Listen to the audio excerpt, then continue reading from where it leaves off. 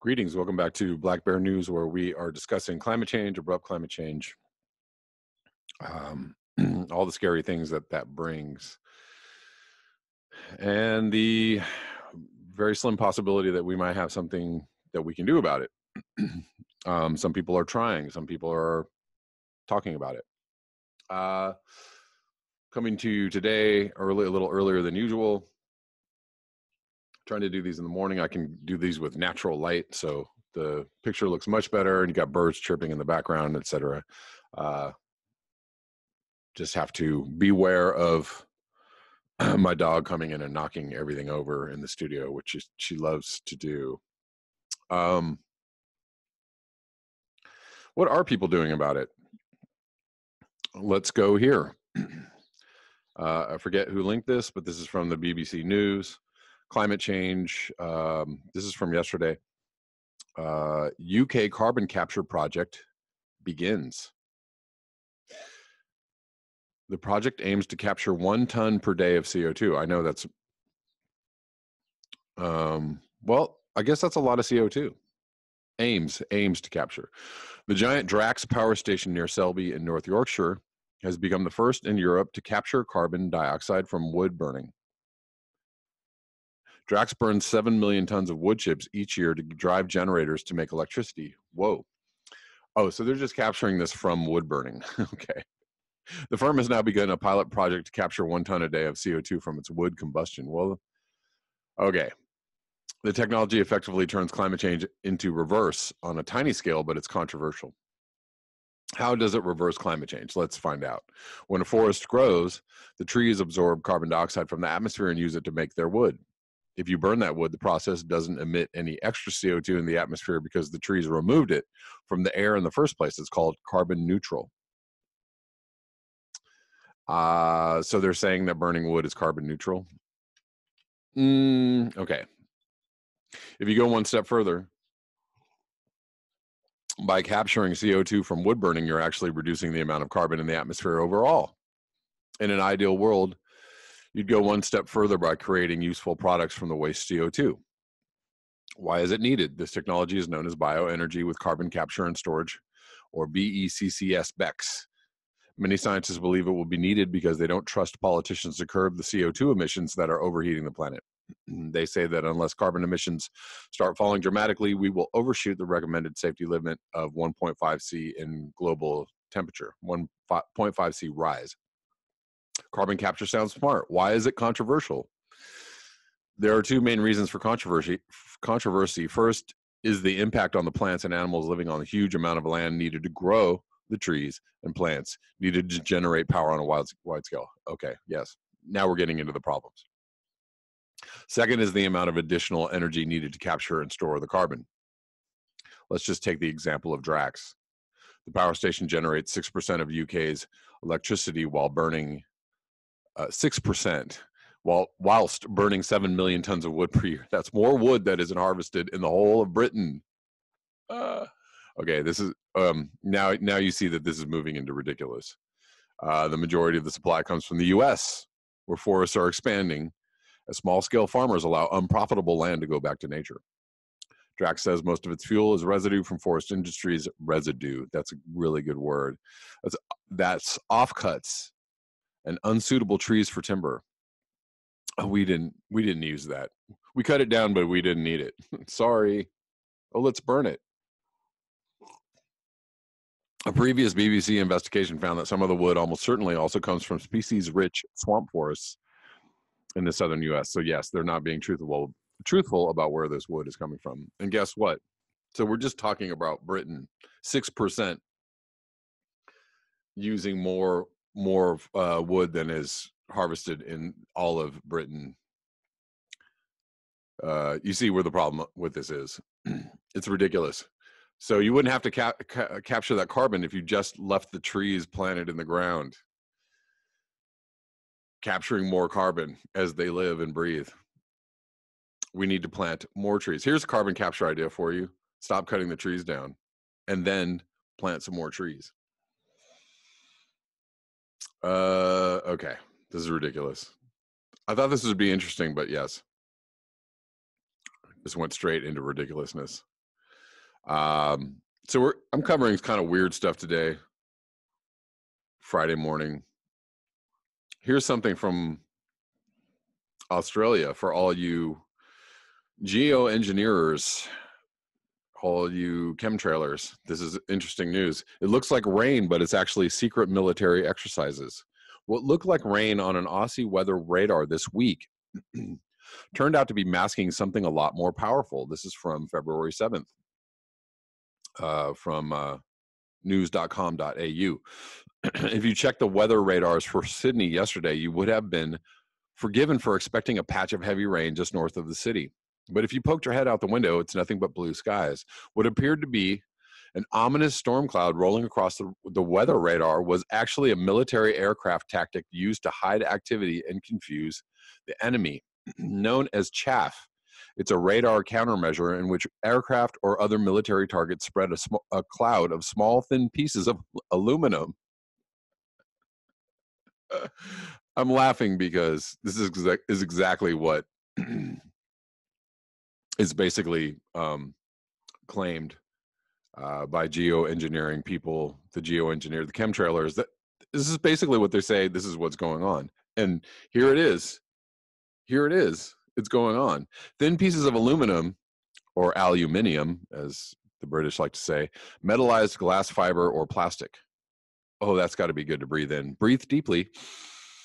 Breathe in the metallized glass fiber or plastic and breathe out a rainbow. The radar jamming material either appears as a cluster of targets on radar screens or overwhelms the screen with hundreds of returns or false echoes.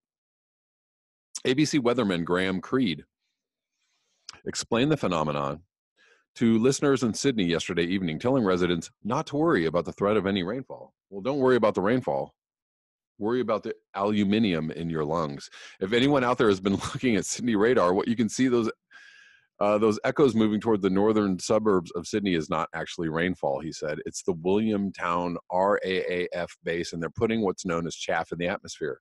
The reported reason for deploying the chaff was to shield the activity of Australian fighter jets from any potential prying eyes during a training exercise. That's all. The idea of it is that it hides what they're doing underneath, Mr. Creed explained. They're doing maneuvers with their aircraft. They drop this chaff and it spreads out, and then it creates an echo so you can't see individual movements. The Air Force base is just north of Newcastle, but the chaff material began floating south across northern Sydney. There's no such word as across, by the way. The radar countermeasure was developed independently by German, the UK, US, and Japanese militaries around the time of World War II. So that was a long time ago. Still to this day, most military aircraft and warships have chaff dispensing systems for self-defense. It's a pretty old technology now, says Dr. John Bowe, or Jean Bowe, or John Bowe, I don't know. Or is it Boo? John Boo, or is it Jean Bowe? From the ANU Strategic and Defense Study Center. It's basically a way to confuse radar. It's in its original guise, it was basically strips of aluminum foil, and it was thrown out of an aircraft in the Second World War. I'm sorry. Just some of these things are so ridiculous. I've got it. It's a great idea. We'll throw aluminum foil out the window. Second World War to confuse enemy radar. Radar reflects, for all you tinfoil hatters, there's actually aluminum foil in the sky. Radar reflects off it and gets a bounce. It's, instead of being individual dots and a whole bunch of aircraft on the radar, it just sees this wall of radar reflection coming back. So it's difficult to identify targets. The use of chaff during training evolutions is a regular occurrence and is governed by strict safety procedures for both Australian Defence Force personnel and the public. The chaff that was released was made up of aluminum fibers thinner than human hair, which are tightly wound together and then dispersed by the wind when released. While it's designed to confuse the enemy, given the fact that the chaff can appear red on weather radars, the same colors as dark rain-producing storm clouds, it can also temporarily confuse meteorologists. That happened in December when large blips appeared on weather radar over the U.S. states of Illinois and western Kentucky, which the National Weather Service described as interesting before the source was revealed to be a military operation, despite concerns from public health and environmental bodies over the years that the materials used in chaff can cause harm. There doesn't appear to be a great deal of public research on the matter. No, none at all. We're not concerned. I'm reading this whole thing because it's really interesting and I'm finding out a lot of stuff. I hope you guys are too. In a 1998 review of research sponsored by the U.S. Department of Defense regarding the environmental effects of chaff, researchers said that the widespread environmental, human, and agricultural impacts of chaff is currently used in training are negligible and far less than those from other man-made emissions. Well, there's that. That's good to know. That's the end of that article. Interesting stuff. I guess, if you had stuff like that in the air and it was confusing meteorologists or radar, that wouldn't be a good thing. So perhaps this is evidence that if you're doing this on a widespread level, a la chemtrails or geoengineering, that maybe these substances would confuse people and confuse radar, and so it's probably something you don't want in the sky all the time. I don't know. Give me your thoughts on this, but I just find this interesting. We've had reports of China controlling rain in the last few years. We've had Volkswagen admitting to manipulating the weather in Mexico so that they wouldn't have hailstorms destroying their brand new cars. On parking lots, we had and we have this. Golly, seems like they're doing stuff in the skies to make things happen. I'm not a full-blown like, oh my God, they're spraying us. I'm not one of those people at all. I just don't really like to go down that road because I feel like it just confuses a lot of things. It's very confused. In this article, they state that man-made emissions are probably more damaging than this stuff that's in the air. And I would probably have to agree with that. As far as the effects on the overall climate of the Earth, who knows? Who knows? We know the overall effects of pollution on the Earth. It's bad. Who knows what the effects of all this chaff and stuff they're spraying in the skies is? Who knows what the effects are? Probably really bad. All of it together combined, probably really bad. I just, it's just it's hilarious to me that people would be like, never, no, chemtrails, you guys are crazy. When this stuff has been going on for decades and decades. And to think that they're like, oh, they would never do that. Oh, they wouldn't. That's no, that's a no. To say that or think that is kind of preposterous. Sorry to blow some of the minds of some of the watchers of this channel. Then again, I'm not, we do need to stick to the facts of climate change as far as like, what is that doing? I'd say combine the overall effects of like what we don't know they're doing and what we know that we are doing. Overall, the effects are really, really bad. So perhaps we should stop doing all of it. Perhaps we should stop doing the widespread destruction and pollution that, we know is going on. And perhaps we should stop doing the, I don't know what's going on up there stuff that's going on. But, open minds, please. This is public information here. This is a credible news source. This is, obviously going on. So, cool your jets when you're trying to, shout down the chemtrail people. Chemtrail people, cool your jets when trying to, it's not all chemtrails. It's not all geoengineering. It's not, it's a combination of things. So holistic viewpoints encouraged on this channel. Thank you. Moving on to Australia cannot get a break. The Southern Hemisphere cannot get a break right now. Hundreds of thousands of cattle feared dead after Australian floods. Also, I believe some people died in there too. Hundreds of thousands of cattle weakened from a severe drought are feared to have died in record-breaking floods in northeastern Australia, authorities have said as they stepped up efforts to feed surviving livestock.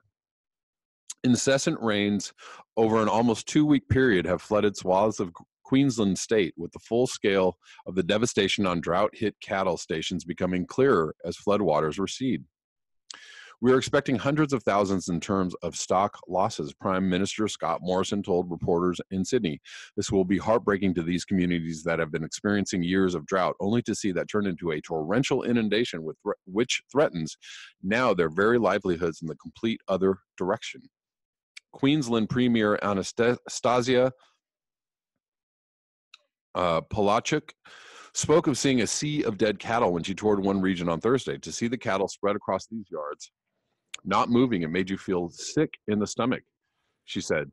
Bales of hay and fuel have been transported into towns near the disaster zones and are being distributed to farmers so that they can carry out airdrops to their stock.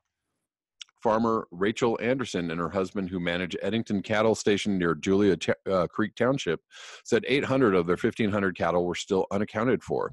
The cattle didn't have anywhere else to go. We've got a railway line close to us, and the whole railway line is just tangled with dead cattle. If the floodwater wasn't enough to kill them, then those that got to higher areas were exposed to elements that were not conducive to like rain hitting them at 60 kilometers per hour. They can't survive them long term. Man. So this is how climate change devastation happens. I mean, it's not just one thing, it's a combination of things. And then you have, just like Southern California, where you have wildfires and you have areas of land burned and cleared, and then you have torrential rains creating mudslides, creating other problems. In Australia, you have droughts, major heat waves, and then you have floods that come in and basically knock around people and areas that are already having a hard time. This is known as weather whiplash, or extreme weather events, or extreme climate change, or whatever you want to call it. And I'm going to leave you with this. This is going to be kind of a shorter video. Interesting article that someone linked to me. Sorry if I'm not remembering where all of these articles came from. I get them at different times. This is from June 30th, 2006. So this is back right, before the big recession, or the Great Recession hit. And this is from the Huffington Post, The Real Economics of Oil. This is short, so I'm going to read it right through. The public has been given a story about gasoline that is simply not true. It is a major misdirection by the oil companies that does not give us the true economics of crude oil and the reason oil companies need to dump gasoline on the market. Although I'm not a petroleum expert, as a CPA and former forensic auditor, I audited some oil companies while working for the IRS in the late 60s when the price of crude oil was less than $5 per barrel. During the audit, I learned a lot about the refining process. Today, the price of crude oil is about $70 a barrel, and I believe that was probably before it went up to it was almost up to $150 at one point. Below is part of a report from the Energy Information Administration of the U.S. government. You can find this at, and there's a link there. It's a government website. What are the products and uses of petroleum? There are many ways that petroleum oil is used. Oil is refined into usable petroleum products. Most of the petroleum products are used to produce energy. Other products made from the petroleum include ink, crayons, bubblegum, dishwashing liquids, deodorant, eyeglasses, records, tires, ammonia, and heart valves, or anything plastic, by the way. From a barrel of oil, 47% is refined to gasoline for use in automobiles. 23% is refined to heating oil and diesel fuel. 18% is refined to other products, which include petrochemical feedstocks such as polypropylene. 4% is refined to propane, 10% is refined to jet fuel, and 3% is refined to asphalt. Percentages sum to over 100 because there is approximately a 5% processing gain in refining. Well, isn't that nice? How many gallons of gasoline does one barrel of oil make? one barrel, 42 gallons of crude oil, when refined, produces approximately 19.6 gallons of finished motor gasoline, as well as other petroleum products. Approximately 20 gallons of gasoline is produced per barrel of oil. If the retail price of gasoline is about $3 a gallon, the oil companies are getting $60 of revenue from a barrel of oil that costs $70. Somehow the economics do not make sense if gasoline is the major economic output of refined oil. The fact is that gasoline is a hazardous waste product that is a natural output of the oil refining process. Some of the other products that come from the refining process are asphalt, lubricating oils, paraffin wax, heating oil, tar, and other parts of industrial products, plastic.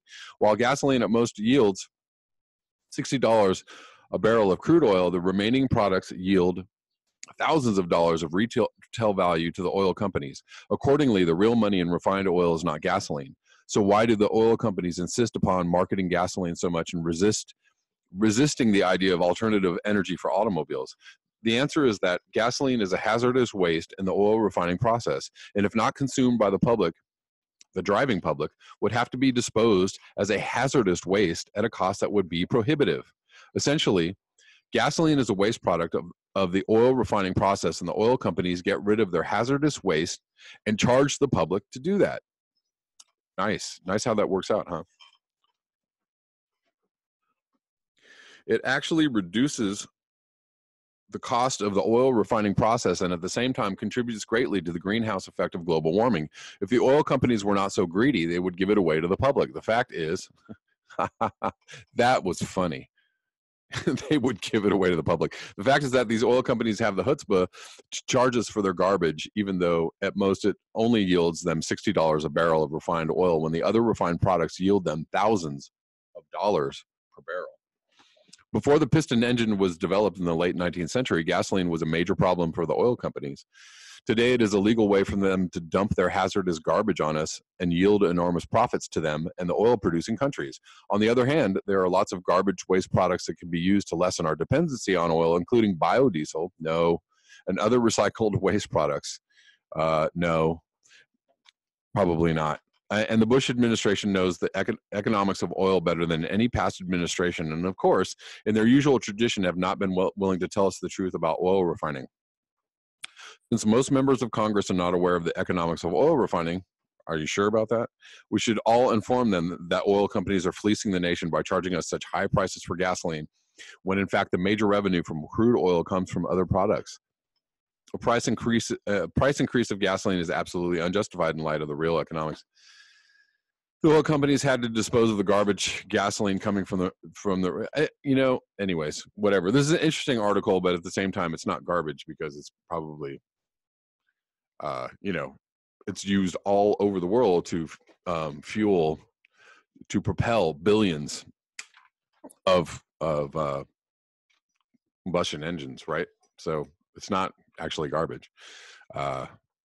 It's silly. It's a silly thing to say.